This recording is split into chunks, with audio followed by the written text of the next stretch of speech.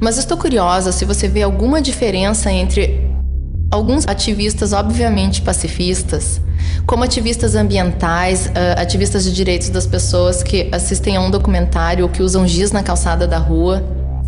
Para escrever seus slogans estão agora sendo alvo. Como se nós estivéssemos vendo alguma nova baixa do que vocês chamam de repressão às dissidentes. Como é de conhecimento de muitos estudantes de história, Galileu Galilei foi o famoso matemático e astrônomo hoje conhecido por muitos como o pai da ciência moderna. Foi forçado pela Igreja Católica no início do século XVII, sob ameaça de tortura, a renegar a sua opinião herética de que a Terra girava em torno do Sol e não vice-versa. Esta ideia cientificamente válida anulou um dogma religioso de longa data e por isso desafiou a integridade da Igreja em si.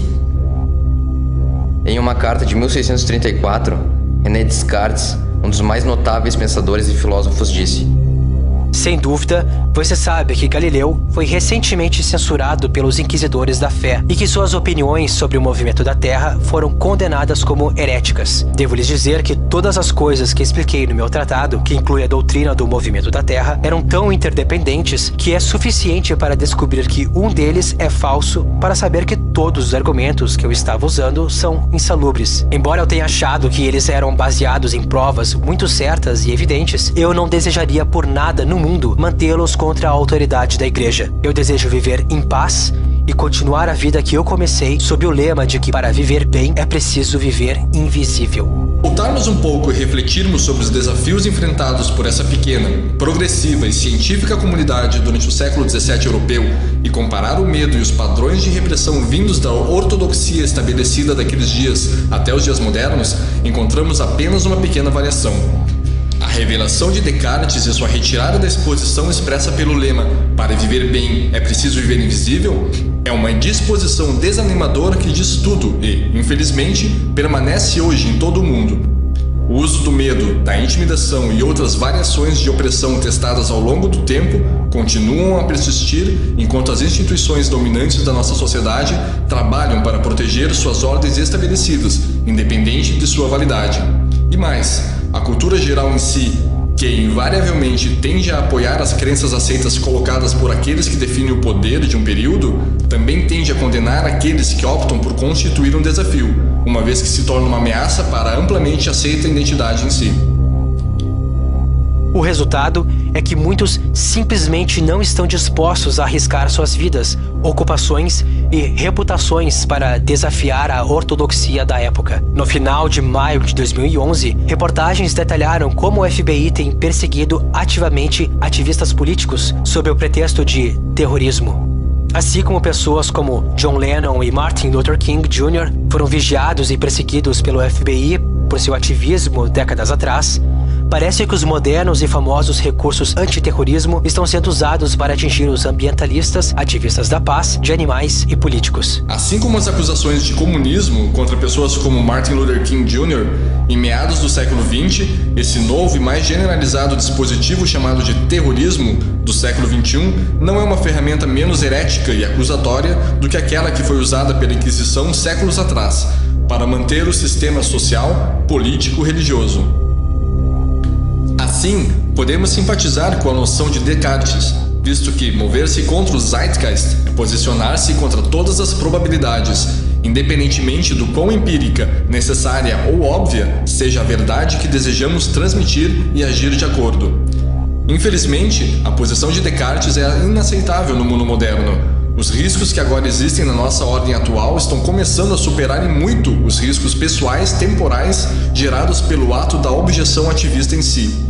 Não é mais uma questão de precisão dos dados, direitos e liberdades.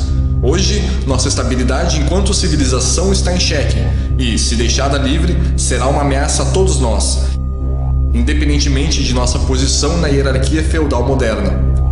Podemos assistir sentados e confusos enquanto o desemprego global aumenta devido ao desemprego tecnológico e a instabilidade regional resultante continua crescendo. Podemos olhar estaticamente para o colapso sistemático da dívida da economia mundial, país por país, como um dominó, enquanto instituições bancárias globais, autonomeadas, que derivam dinheiro do nada, impõem medidas de austeridade contra os pobres e a classe média de cada país para ajudar a manter os ricos, promovendo a divisão de renda. Nós podemos cruzar os dedos enquanto o que temos chamado de democracia inexplicavelmente se transforma numa plutocracia global e a economia mundial torna-se medida pela quantidade de dinheiro que os ricos movimentam entre si.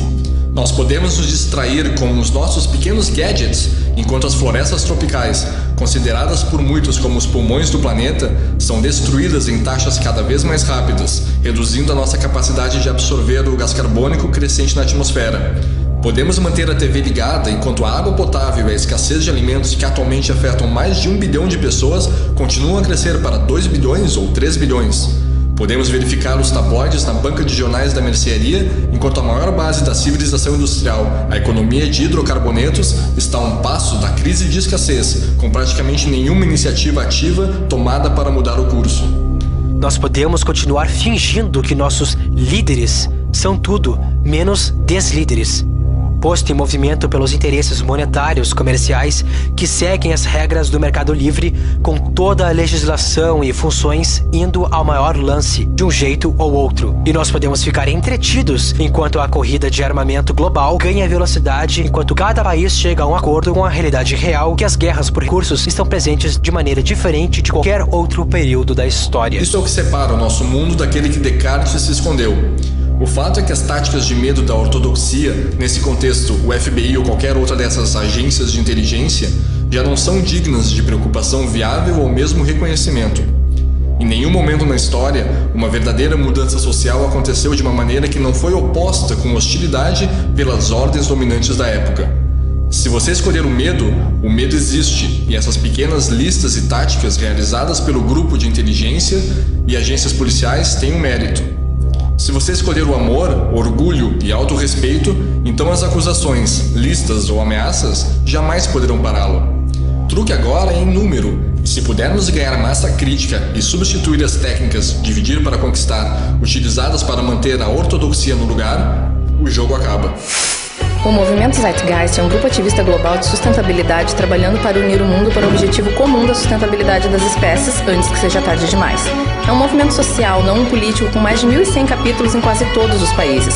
Noções divisionistas como nações, governos, raças, partidos políticos, religiões, credos ou classes são distinções não operacionais na visão do movimento. Em vez disso, nós reconhecemos o mundo como um sistema e uma espécie humana como uma unidade singular compartilhando um habitat comum. Nossa intenção geral pode ser resumida como a aplicação do método científico para o interesse social.